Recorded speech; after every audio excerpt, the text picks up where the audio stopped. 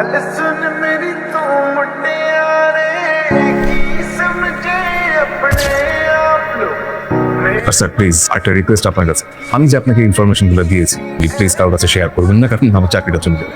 Of course কিরণ ভাই। গোলাম, তুমি এখানে কি করছো? বাহ, ভাইয়া তো তোমাকে খুব ভালোই ট্রেনিং দিয়েছে। আমি কথা বলছি এখানে। ঠিক আছে স্যার, আপনি তাহলে ভাবির সাথে সময় দেন, আমি আজকে আসি। আচ্ছা, বাবা না তোমাকে বলেছে যে ভাই বাইরে বাইরে না ঘুরতে, তারপরেও তুমি পুলিশের সাথে আড্ডা দিতে এসেছো? যাই হোক, চলো তাহলে আমার সাথে আজকে শপিংয়ে চলো। জানাবো স্যার। কি সমস্যা? আমি তোমার গোলাম না, আমি শেহজাদ চৌধুরী, বলেছি না? জানি তো, রিশাদ ভাইয়া তোমাকে খুব ভালো করে ট্রেনিং দিয়েছে। তোমাকে বলেছি না যে আমার সামনে শেহজাদগিরি একদম দেখাবে না? তুমি আমার কাছে শুধুই গোলাম। এই দাঁড়াও, ধরো, শুধু পাবলিক প্লেস বলে তোমাকে আমি কিচ্ছু বলিনি, সোজা বাড়িতে যাও। যাও। আচ্ছা, তোমাকে আমি বলেছি না আমার সামনে তুমি শেহজাদগিরি ভাব একদম দেখাবে না? তোমার তো দেখা যাচ্ছে তোমার মাথাটা একদম নষ্ট হয়ে গেছে। আমি তোমার কি বলতেছি তুমি বুঝতেছো না?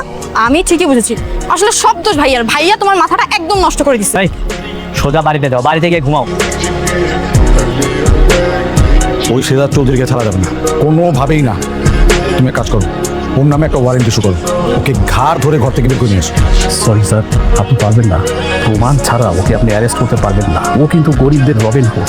ওকে যদি আপনি অ্যারেস্ট করেন তাহলে রাস্তাঘাটে এই মুহূর্তে মিটিং মিছিল সব কিছু শুরু হয়ে যাবে। স্যার মেরে দেন। হ্যাঁ জি স্যার, আপনি যদি ওকে মেরে দেন তাহলে আপনার মনের মধ্যে শান্তি পাবেন। হ্যালো, এই কি সমস্যা তোমার? তুমি আমার ফোন কেন ধরছিলে না? হয়তো চাপ লেগে সাইলেন্ট হয়ে গেছে, তাই খেয়াল করিনি। ও তাই না, চাপ লেগে সাইলেন্ট হয়ে গিয়েছিল।